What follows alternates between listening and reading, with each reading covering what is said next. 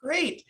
Hello, everyone, and thank you for joining the Fall 2021 History Research Colloquium series.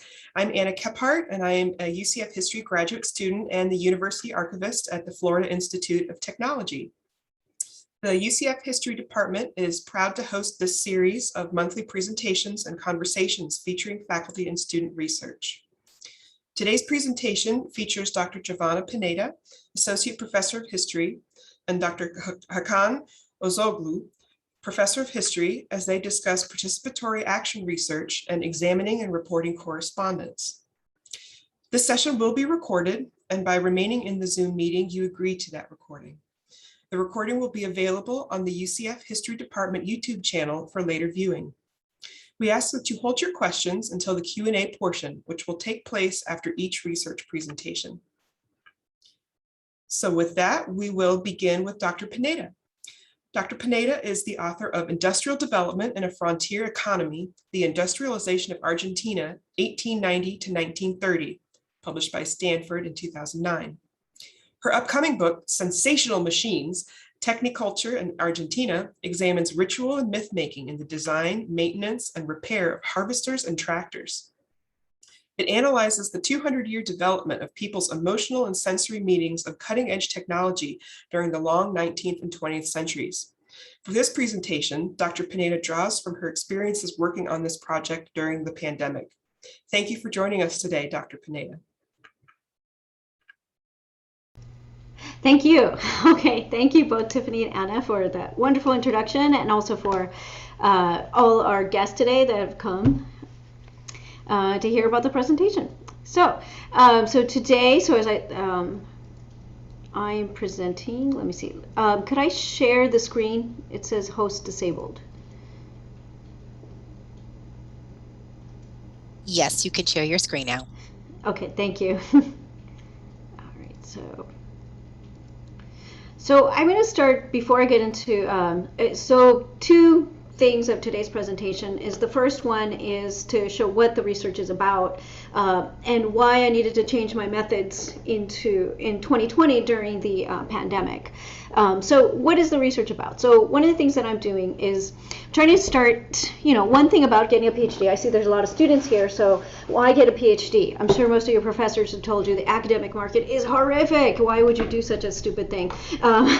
Well, the main thing for getting a doctorate or a PhD is because you are a creator of knowledge. And you build knowledge, you create it, and the PhD doctorate process teaches you how to actually do that. In a world where most people are reading, social media and getting 140 characters and finding out their whole life reason in a few sentences, having the ability to create knowledge is very significant, and you can use it in so many different ways, not just in history, but also in how I'll show you today.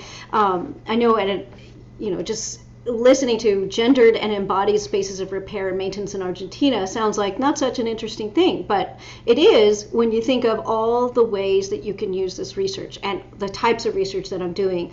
So a lot of what I have to do, what am I creating? So the history of technology and economic history, those are my two backgrounds when I was in graduate school, like many, many moons ago, 20, almost 30 years ago. And so one of the things is that economic history and history of technologies are really based on what are called the canon studies or the classical studies, meaning that somebody studied England, the United States, and said, oh, this is what industry should look like. If it doesn't look like this way, then that country is backward or developed, which pretty much means that aside from Western Europe and the United States, everybody else around the world looks like, they're just country bumpkins or don't know what they're doing, which is completely untrue. So what my research is, 20 years ago, no, more than 20 now, 30 years ago, I started my first book, which got published in 2009. I started on, I want to disprove that. I want to prove that there is technology in a lot of these countries. It's just that we're not learning about it. So in that way, that's the contribution. So my first book is really a macro study. I'm an economist by training, so it's really part one. And part two, and this is interesting because when in the process of the last decade, when I first came to UCF, I was already embarking on a new way of doing research, which is to actually get out of the archives. A lot of people tell, historians do archival work, but get out of the archives and go into the countryside and start interviewing people and actually seeing the machines. Like what type of technology are they doing? And the other thing too is, if you're doing research where you're preconceiving, like technology looks like this, it has to look like a cell phone, or something, then you're going to see something very different instead of seeing what's right in front of you. And going out to the countryside, this is where I saw machines. Now, the machinery, old machinery, new machinery, but also designs that I had never seen in my life. And this is going into towns where the only way to get there is through 3 buses, small roads and stuff. But the thing is, in a lot of these areas, agriculture was and still is the #1 product export out of Argentina. Argentina is a G20. It's one of the wealthiest countries in the world because of its export of agriculture. Things such as sorghum, soy, wheat, meat still is exported out of Argentina. So what my goal was to find out is to be able to do all of this livestock not just like raising livestock, but then also chopping it up and getting it ready for export. And the same thing with agricultural products. You need to have technology and specialized machinery and everything. So as I was doing my research then, this is what it's about. It's about the first thing, repair and maintenance in Argentina. So these pictures here, these are actually historical pictures and one of the town museums showing me the first factories. So the top one is from 1917, one of the first factories in the town, and you can see there, even by the style of how the men are dressed, you can tell, the machinery that they used, everything was handmade, the machines, the parts. Any machine, I think now in our modern society, we forgot that most of our ancestors, they made their own parts. They made their own machines. They had to. It was out of necessity. So that's the top picture. The bottom picture is kind of the transition into kind of more modern, and behind them is a harvester. And what are they building? They're building harvesters and tractors, domestically built harvesters and tractors.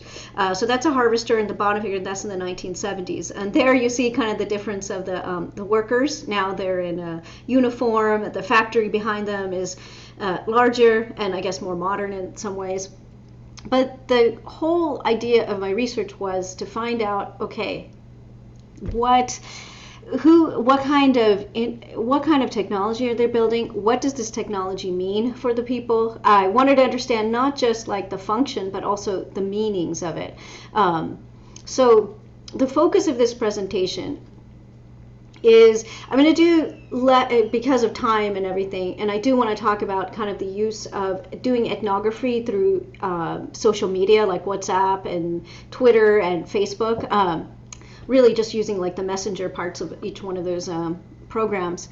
But what I want to, these are the research questions that I would pose in a, let's say like a conference presentation stuff of how do factories replicate the structure of hierarchy, embodied representation, how the body interacts with the machinery. Because that's one of the things that I learned about the machines in the countryside. When one designs it, it's instead of it being like a kind of one for all, like, we're very accustomed to just buying machinery that's made for everybody.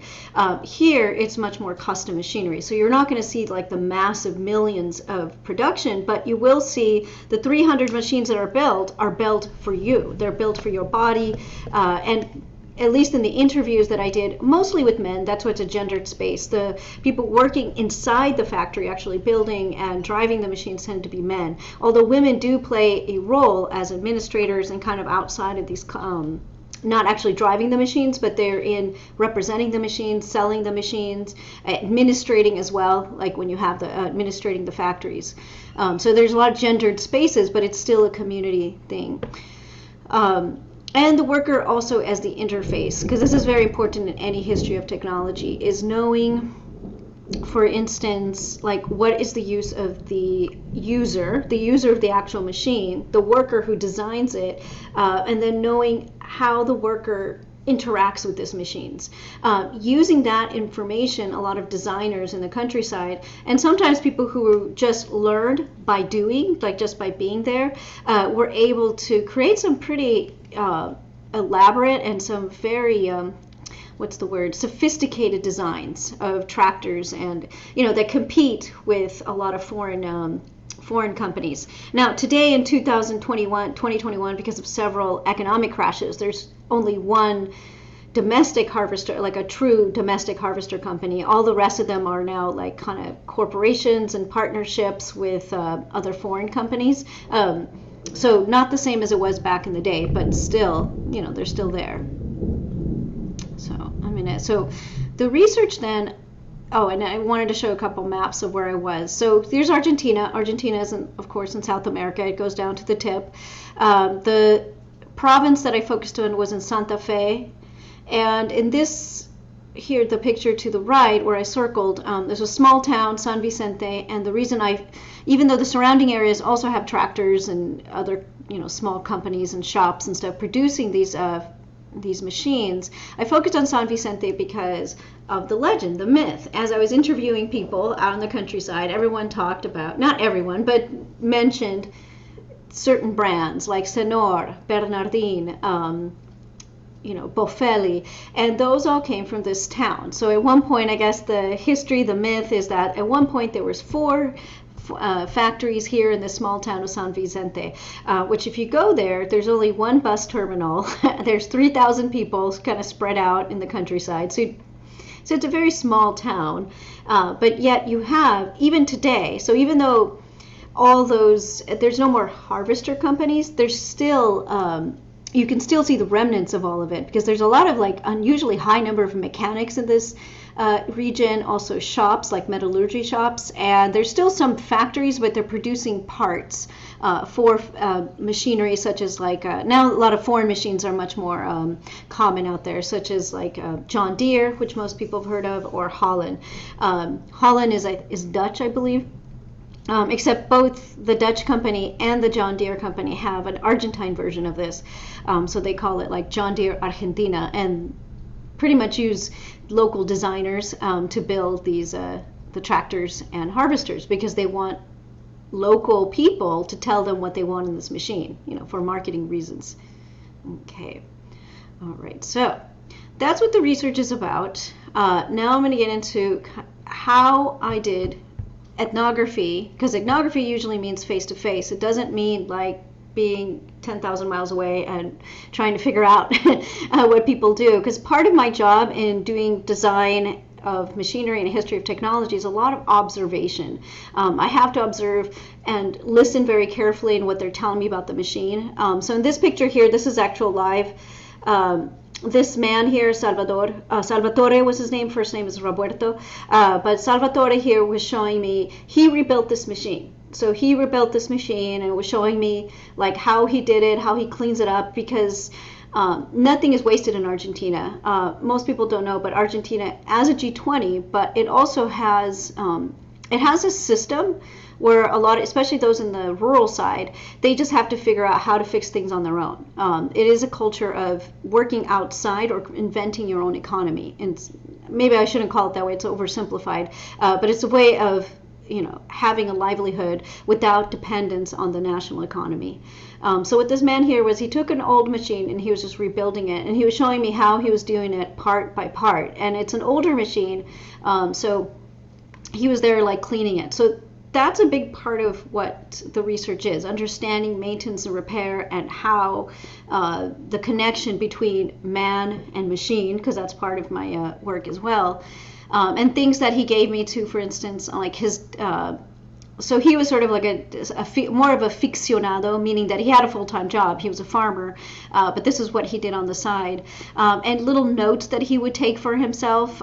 This is the book at the top here, like the details, how much it would cost each part. Here you have respuesta, which is a repair part. One of the things too, that this is one of the first interviews I did in 2014, is he came out with these old manuals, and then I realized how significant these were. So these old manuals are significant because they go into detail as to how to rebuild this machine. So if you have older machines, then the manuals are far more detailed. Maybe now we're it's very hard to find a lot of these manuals, and they're pricey if you want to find some of the older ones. But if you can find it, you're golden, and you can rebuild something from scratch. Because those manuals were meant for farmers who had to do everything on their own. So, moving forward. So one of the things, I was in the middle of doing this. I did, started this in 2014, but I was going through the summer. So in 2014, 2016, 2017, I was gathering some material, and I was about to go again in 2020, and then of course COVID happened. So I couldn't do much as far as like observation, go and hang out in the, with the repair and machine people. So what I ended up doing is going back, and in my frustration, all I did was, I already had like 60 interviews, but I was hoping for 100 at the time. That's why I was going back in 2020 to do more observations and understand more the designs and what it means, what the machine means to many of the repairs. And what I did was I listened to all the interviews again, some of them several hours long. And one of the things they kept, aside from the inflections that I would hear, I also saw that the way they saw the machine was sort of like the machine was live. It was a part of their body or an extension of them. The only way I can do as an example of an analogy of this would be to think of like our cell phones, where we think of those sometimes as like a part of us because we live with them, or sometimes, I've heard like older academics talk about that old typewriter that they never let go of. And so this drawing here, that I made kind of in quickly in my, but it was part of my thinking and understanding how they felt about the machine, that it wasn't just a machine that gave them a livelihood. It was more than that. It was part of their memory. It was part of their life, their body, and the machine was very important to their existence. And so doing that, here's that. I made a few comics based on a lot of that. I'm going to go in, stop share now, and then go into how to conduct research during a pandemic. So let me see. Okay. And I just wrote this recently. I was asked to write it because for a blog research, especially for Latin American historians, a lot of them that depend. Can everyone see? No, it's on the Zoom screen at the moment. Oh, okay. I pressed resume share. For some reason, it's not doing that. Let me try again. Okay, can you see it now? We have that you're sharing, but we can't see anything on the screen. Oh. Is there any way to select that specific window with the blog? I am. So, wait, hold shift to select. No, I just want one. Let me see. Can you see it now? Yes, we can see okay. it. Thank you. All right, thank you.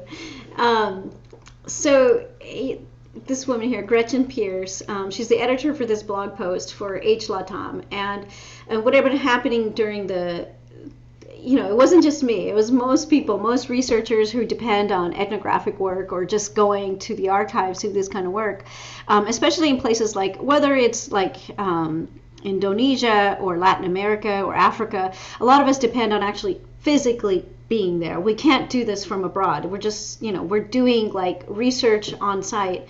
And so she asked me to like, oh, how did you do ethnographic research when you were so far away? Because what I ended up doing after I listened to all those interviews, I recontacted some of my key interviewees and started to ask them. I did the opposite. I did something more what's called participatory action research, which is, well, what would you guys like to know? I kind of had an idea from listening to what interested them most.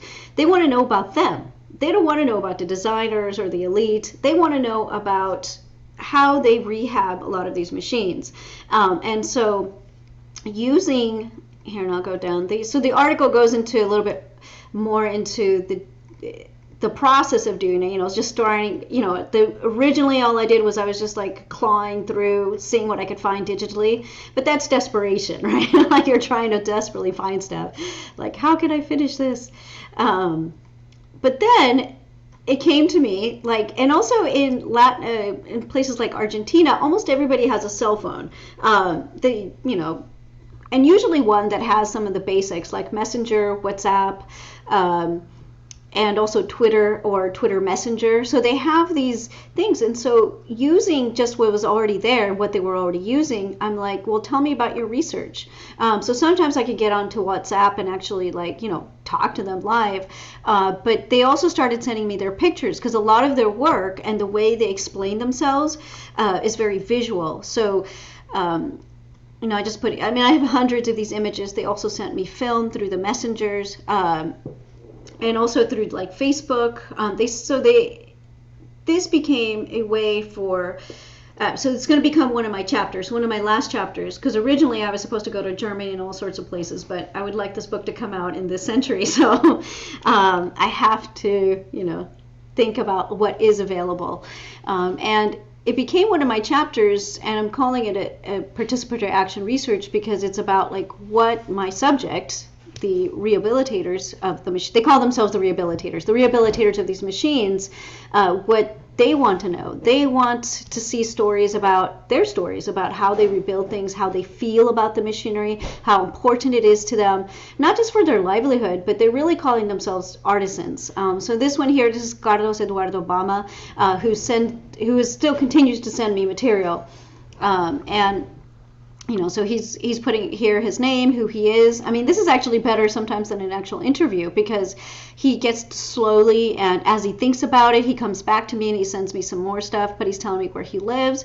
10,000, a town, a small, by his standards, or by our standards, a small town of 10,000. And he sends me all the pictures. Now, these pictures are just a sample. Just took a quick shot, but what it is, he shows me the whole process, and in many ways that's what I was doing when I was standing next to them while they were showing me about their machines or in the factory and how they did work. So it's like a shot by shot, and they were already doing this. I didn't have to ask them to do this. They were already doing this because this is their passion, their artisanal work. So a couple other things. So this one, the first one, Obama does the actual models, because I guess for any machine you have to do a model first, and it's very professional too, like something that a lot of people don't know about, what they're doing out in the countryside. So you create the model, as best you can with metal and everything, and then you create this. So this one, Gabriel, he specializes in recreating the machinery, domestic machinery from the 50s and 60s. Some of these are functioning, so they can function in the countryside as old harvesters, but sometimes, like in this case, it's just in an expo, so it's in a show. So it's a way to, what he calls the vendetta, not the vendetta, the vide, the centerpiece of all this. And through this process, this is what's called snowballing, which is you get one interview and they enjoyed so much telling me their story, they then tell their friends. So this is Gabriel now introducing me to Özoğlu via Messenger and saying, hey, this is Özoğlu, you should talk to him, because he's also a rehabilitator. And so Özoğlu, what's interesting about him, these are three different kinds of work. So there's the model maker, Gabriel over here, who actually makes the big machines, and Özoğlu sells the machines. He can't sell them in a regular, lot or anything. He has to sell them at auction because they're considered, rehabilitated machines. So anyway, so the point of this article, and it's, a way I was, trying to get an audience to say, hey, when, life hands you lemons, make lemonade. And in this case, inviting other researchers to do something similar so they can continue their research during a pandemic. Okay, I'm done. Thank you. Wonderful. Thank you so much, Dr. Pineda. I hope you'll pardon the pun, and I'm very sorry in advance, but having written a term paper last year for Dr. Lester's class on U.S. agricultural technology, I found that quite riveting. I'm so sorry. I really did, though. And so we would love to, are there any questions for Dr. Pineda? If not, I have one I can start with, but I want to put it to the floor first. You're welcome to place your question in the chat or raise your hand if you'd like to use the mic or the web camera. Oh, we have something in the chat. Great. We have a question from From Linda, hi, Dr. Pineda. What's the difference between technology and technological production in the countryside and the cities in Argentina? How did you narrow down to the area you would go to for conducting your research? Oh, we have actually a lot of questions. Linda, what's the one? Because I'll actually probably skip my question because we need to get to Dr. Özoğlu fairly shortly. So Linda, if you wanted to pick one that you were most interested, the last two, great. So how did you come up with the target number of 100 in regards to the interviews? And then for the in-person interviews you did, how did you reach out to them again through WhatsApp, Facebook, etc.? Oh, okay. No, those are two excellent questions. So 100, because I don't know, but talking with other academics, like the 100 seems to be the target.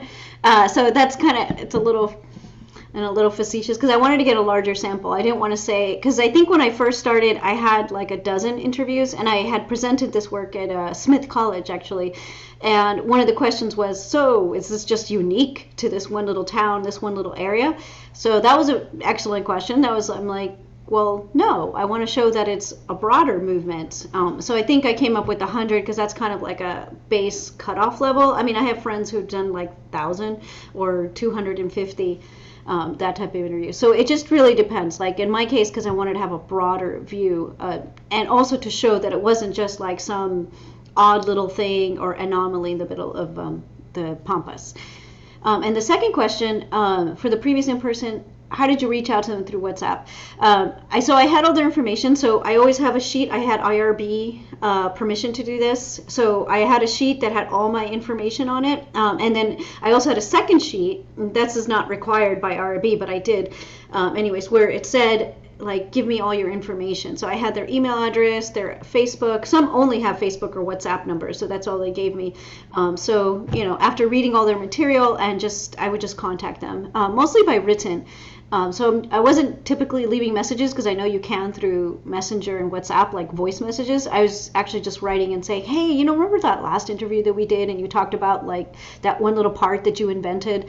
Could you tell me a little bit more about that? So it started like that, and then it just bounced off from that. And then 2020, I think, in Argentina, I should mention, this is probably a side thing. For 6 months, 4 months, the roads were closed, and people were absolutely bored because wherever they were at the moment they closed the roads.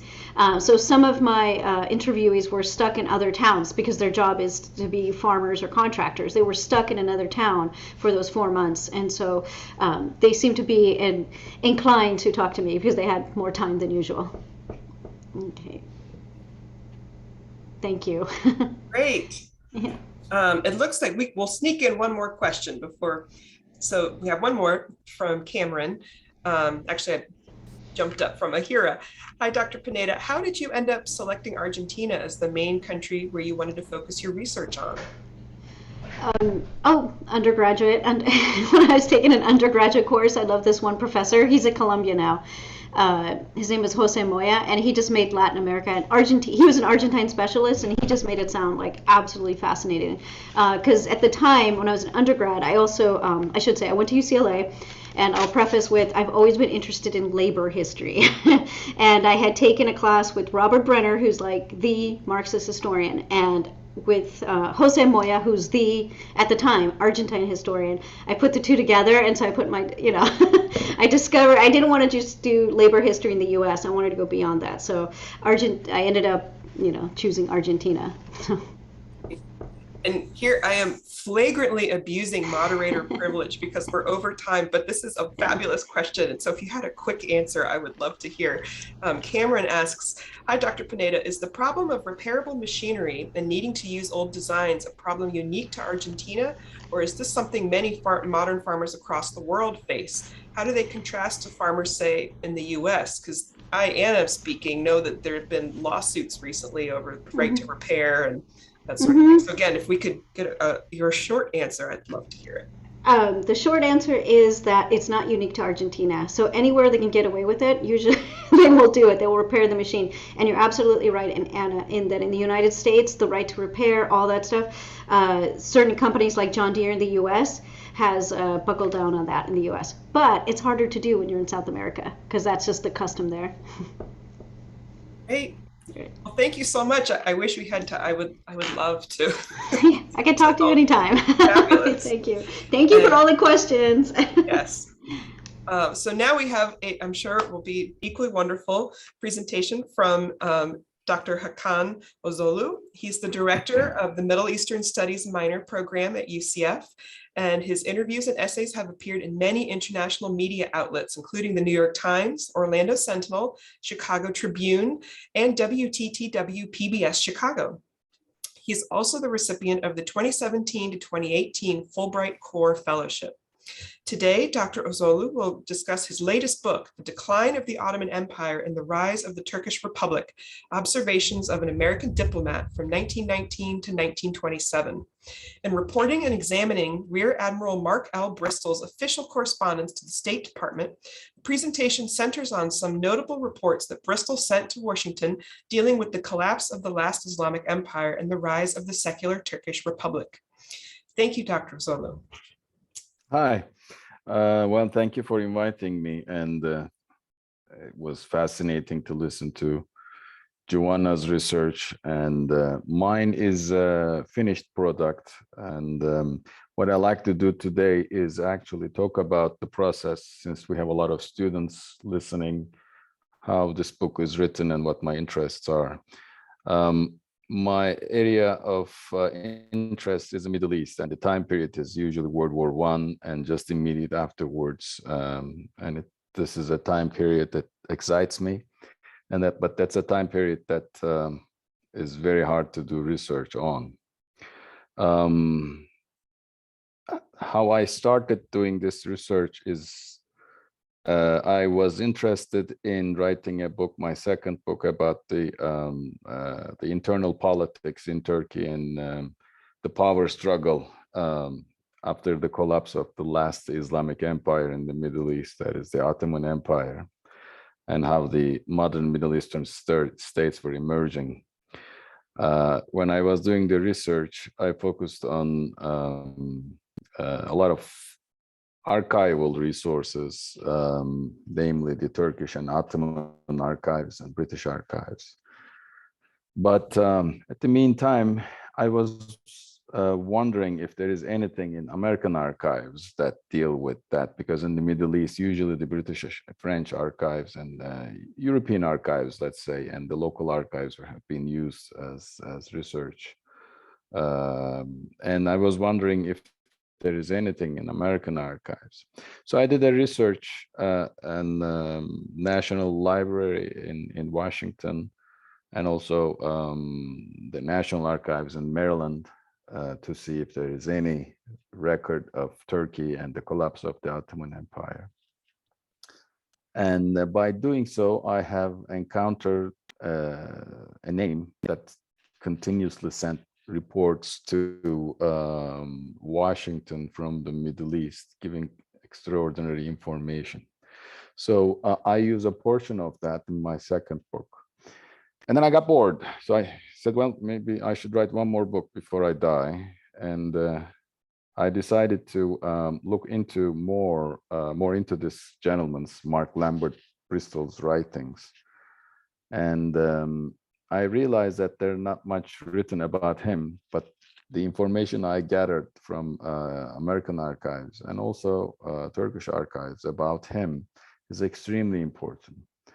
And it is extremely important because it gives a view, only one view, but it's an important view of a diplomat who was a naval officer. Actually, he was an admiral, rear admiral, stationed in the Ottoman Empire between 1919 till 1927. Now, what is important about these years is that this is immediately after World War I, when a major Islamic empire collapses and many Middle Eastern states emerge. So by looking at the reports, it gives us an idea about how the US viewed of the Middle East at the time and the US involvement in the Middle East. I think at the present, this is a significant subject because we know that now the United States is heavily involved in the Middle East. And for students of political history or diplomatic history, I thought could be interesting resources to look into this sources to determine whether or not my findings could be of interest to anybody, scholars, students, but also diplomats. So what I did is that there are thousands and thousands and thousands of reports that I had to sift through. So it was not easy for me to come up with somehow combining them in a way that it could make sense as chapters. But the starting point is that this 1919 till 1927, when a major Islamic empire collapsed and many nation states, so-called nation states emerged during that time period, was that the reports that we gather, how is there any alternative views of what we learn? I focused on Turkey after the collapse of the Ottoman Empire because my background is Turkish. And I encountered that many reports that I saw in the American archives contradicts to what the grand narrative of what we have been told in schools. And then that brought more attention to the work that I was doing. And actually the starting point in the introduction I mentioned is that it's the quote that says, "The first casualty when war comes is truth." First casualty when war comes is truth. So the first casualty of war is the truth, actually. This phrase is attributed to a US senator whose name is Hiram Johnson during World War I in 1917. It reflects an undisputed reality about reporting wartime events. So what we learn about during and immediately after World War I, all these nation states created their own grand narratives. And if there is war, how much of it is true? The narratives that they emerged and they used in their national identity and their political identity, and then in the interactions. I come across another quote, which was quite interesting, which was attributed to Winston Churchill of Great Britain. And it's actually a bit fancier. It says, "In wartime, truth is so precious that she should always be protected by a bodyguard of lies." Let me repeat it again, because it really is an interesting point that he's trying to make. In wartime, truth is so precious that she should always be protected by a bodyguard of lies. Truth should be protected by a bodyguard of lies. This holds true for, if you watch CNN today about any subject, but if there is anything that you see wartime reporting, could be journalistic or historical, it is so hard to sift through these reports and try to find out what part of it is true or what part is not true. I actually took these things as starting point of the book and claim that the wartime narratives are always full of willful omissions of inconvenient fragments of truth. And the established narratives, the grand narratives about the history of their nations, however imperfect may be, is surrounded and protected by, if not a bodyguard of life, it doesn't have to be a bodyguard of lies, but for sure by an assigned sacred space, which does not allow critical examination. This is what I'm trying to say. As opposed to lying, there are some subjects that deal with this wartime narratives, is that in the following period, they place these events into what they call a sacred space, a space that cannot be touched, discussed, examined. So this is a way of protecting the grand narrative. It doesn't have to be a lie, but the sacred space, the size of the sacred space, often guarded by emotion rather than reason. And this is the main reason of emotion, is that it protects a layer of, it creates a layer of protection for the grand narratives that is created. So in World War I period, when the Ottoman Empire collapsed and Turkish Republic emerged, we see that there are many grand narratives that one cannot challenge. There are many horrific events took place in during that time. Many people died, but one of the most pressing issue of that time period was the Greek and Armenian massacres of the Ottoman Empire. The issue was later known as the Armenian Genocide of 1915. Although the Ottoman Empire, I mean, these atrocities was committed in 1915 before the tenure of Admiral Mark Lambert Bristol, many of the reports that is sent by Bristol to Washington deals with the minority issues and interethnic and interreligious rivalries among them. He is very controversial in his reporting, especially among Greeks and Armenians, because he brings in a very different view of these massacres. And I'm not going to go into detail what his position is. If you're interested, the book is available, you can read it. But it goes against the grain of the established knowledge that is also protected by emotion. For example, he challenges the idea of Armenians are Greeks and Greeks are the only victims suffered in the hands of, let's say, the Ottoman administrative system, Turks and Kurds, ethnically speaking, because this is an issue that, especially in the United States, was established as such that no one can touch. It is a proven fact. It was presented as a proven fact. And so much so that the term, the terrible Turk, was ingrained in the minds of the public in the United States. The churches also in the US mention how horrific these events are and how subhuman the Turks and the Kurds and the people or the Muslims who have been committed these atrocities were.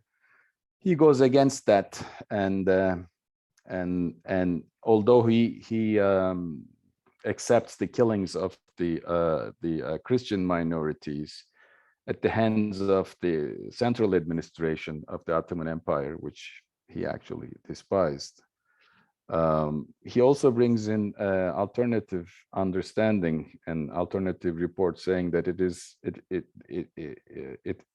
has been reciprocated by the minorities too.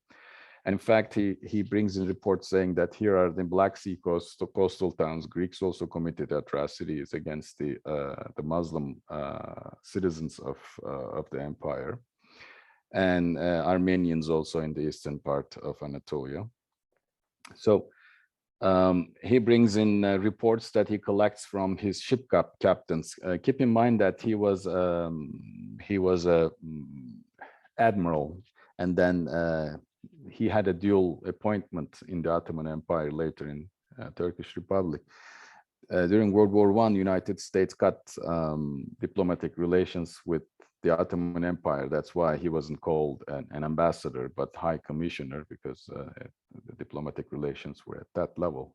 There was no diplomatic relations until 1927, since 1917, so 10 years. United States sent a naval officer to the Middle East to protect the American interest. Main reason for it is that the Ottoman Empire was full with missionaries.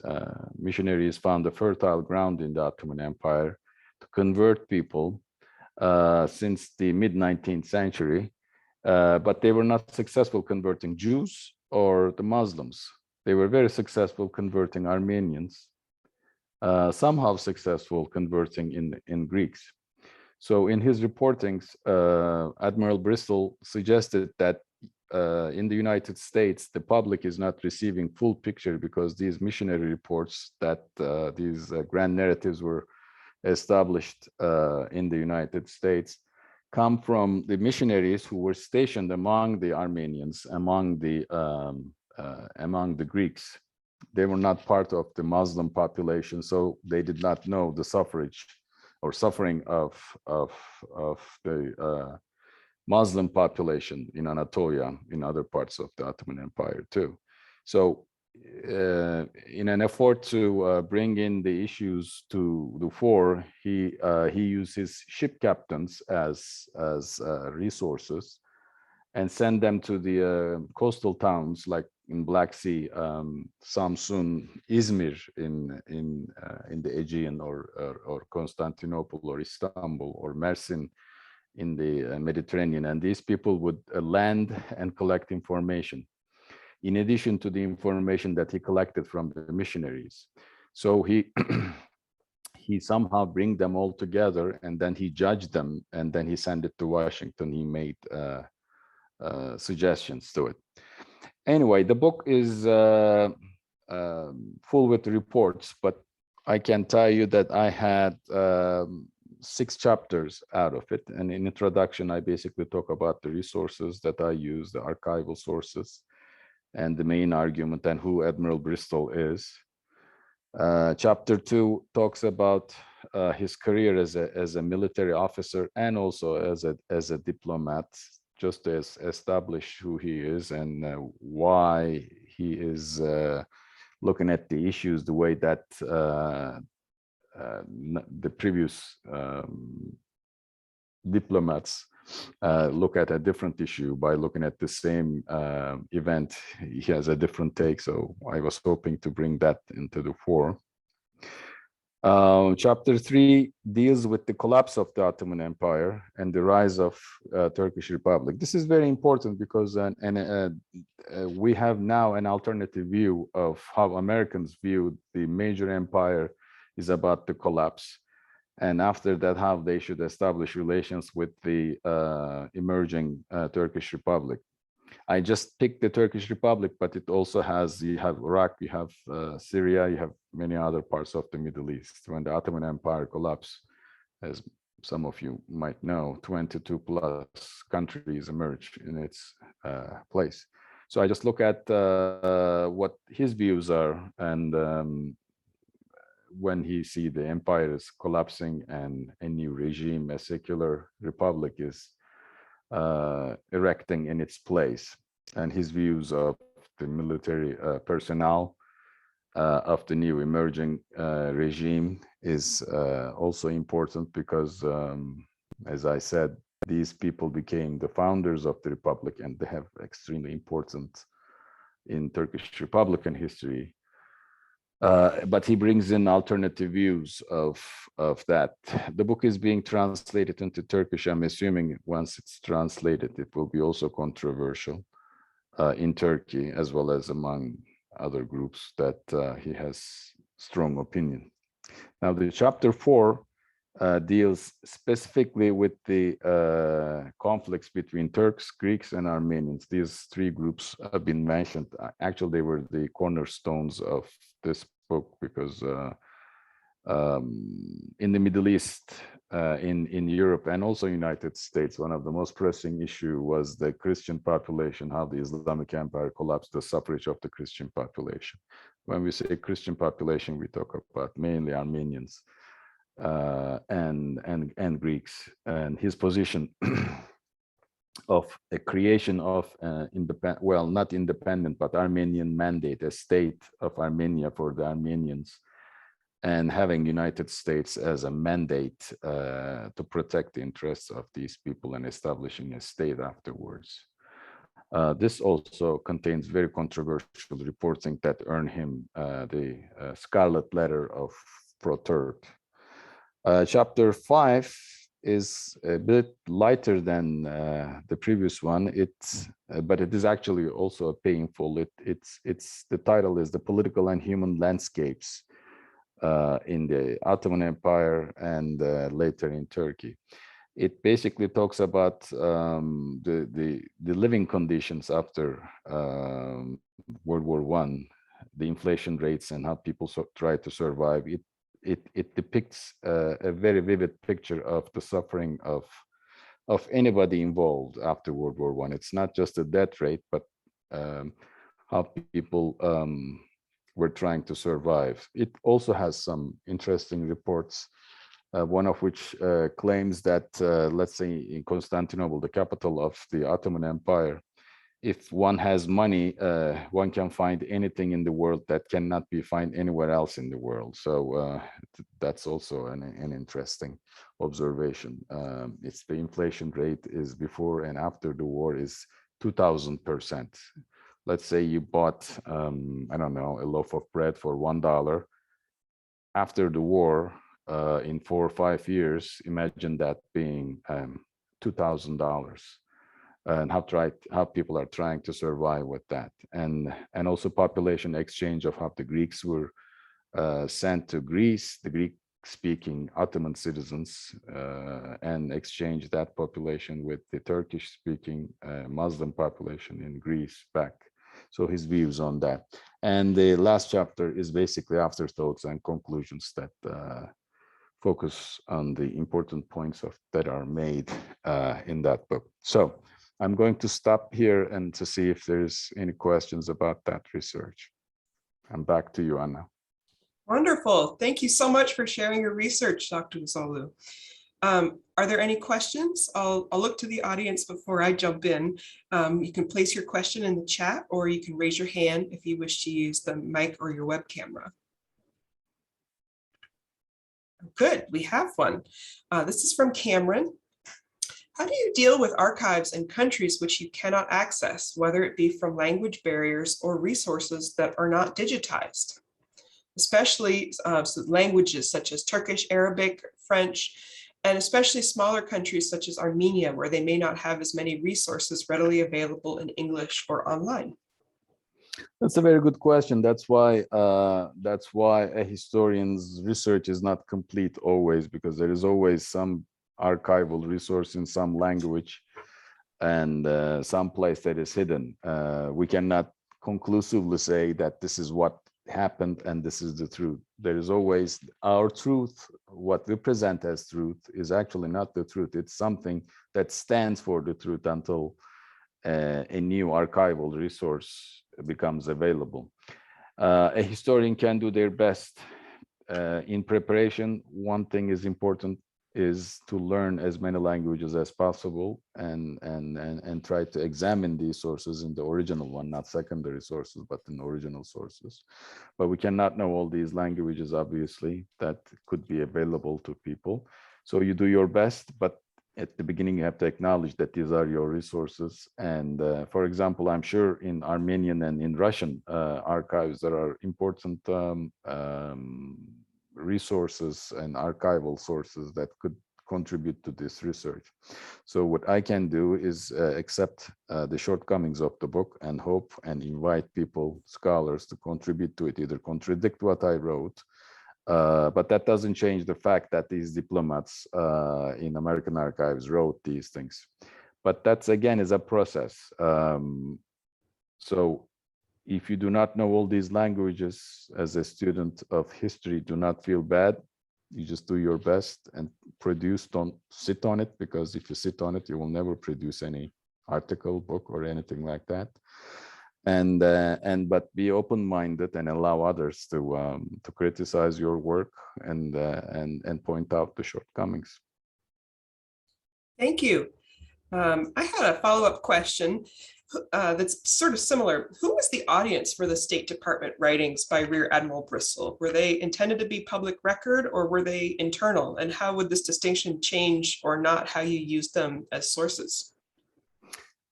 That's a very, very good question.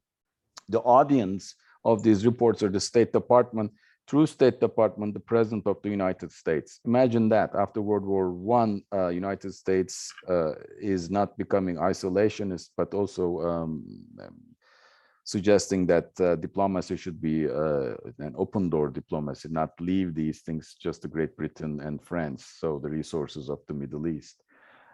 So the audience is very important. In that sense, if the audience is general public of these reports, you would think that he had, or one would think what his motivations would be. But since his audience is the State Department and the President of the United States, that also tells us that he's not trying to manipulate the public opinion. He's not playing for the public opinion, but he's trying to create somehow an understanding of the Middle East and protecting American interests. In fact, when they say that he's a pro-Turk, he said, I'm not a pro-Turk, I'm pro-American. Whatever I try to do, I do it for the interest of the United States of America. I'm not sure if I answered that question, but that's— You did all very I much. think. Thank you. And right after I asked, we got a cornucopia of questions in the chat. Let's see. So one is, this is from Ahira. What was the most challenging thing you encountered in doing research for this book? One of the biggest challenges is that if you do an international research like the one I tried to do, is the resources are scattered all around the world. You have to travel to Washington, you have to travel to London, you have to travel to Istanbul, you have to travel to France just to get, follow a lead. So it takes a lot of effort to bring them all together. And the other challenge is about writing it, because these are such sensitive issues, and most of these issues, as I said at the beginning, is protected, but not lies, but emotion. People are emotionally involved in, let's say, the Armenian Genocide issue and the killings of the Greeks, or the killings of the Muslims, so on and so forth. Anything to challenge that is something people don't take it lightly. So once you deal with these kind of issues, you think twice. So writing things like this is not easy. You have to think twice or three times at least. So that's the other challenge of doing a research and writing anything like this. You don't want to offend people, but at the same time you're not in the business of being buddy with everybody. I mean, obviously people will not like what you're writing, either one person or the other group, but I try to offend everybody equally. So that's my protection, I hope. It's a good strategy.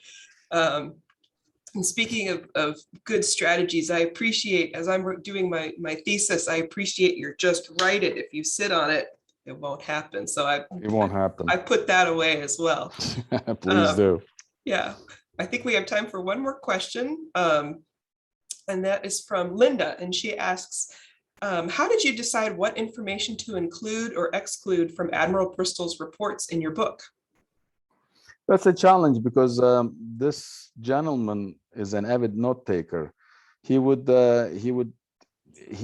a diary of what happened every day. I mean, he would talk about, okay, I woke up, I ate this, my wife cooked this, and then the guests come. It just on and on and on. It's very tedious reporting. Just it kills you to read it. I have to tell you, there are some lines I jumped through, and I'm praying that did not contain good information that other people would find and come and bite me later on. But I can buried accept amongst that because yeah, exactly. The daily. The way I decided that when I see it, that it touches on to controversial issues, like how the Republic is established, how the military leaders, the competition among, I mean, the things that goes against the grain of what has already been known, then I try to include them in full. That's another thing I try to do in the book, is that as opposed to snaps, I wanted to use this. I want students of history use this book as not necessarily primary source, but a reliable source, because if historians should know this, if a quotation is not full, the context is not provided, and you cannot take it as a very reliable source. So I want this book to be a resource for students, just to see those full reportings of what he said. I have to tell you, I cut them a little, because God knows he talks hours and hours of someone's clothes, and I don't know, the dancing parties and stuff like that. It's not easy, but I think that's also the challenge of graduate students when they're writing their master's thesis or PhD dissertation. How do you limit your research? That's very important because, as you said, if you sit on it, if you cannot have the limits in your mind, that work is never going to end. At one point, you have to say, "This is what I'm going to do," and then pick it and fill it. Great. Well, I wish we had more time. I could sit and talk with both of you for quite a while, but this has been fascinating. On behalf of the UCF History Department, we'd like to thank Dr. Özoğlu and Dr. Pineda for sharing their work with us today. I also extend a thank you to our virtual audience for joining us. We hope that you found this insightful. Again, this event has been recorded and it will be available on the History Department's YouTube channel. We also hope to see you at the November Research Colloquium scheduled for Wednesday, November 17th from 4 to 5 p.m. with Dr. Barbara Gannon, Assistant Professor of History. And Dr. Gannon's presentation next month will be focused on the United States military veterans and the Battle of Ulisti. So thank you very much for tuning in, everyone. Take care and have a great evening. Bye-bye.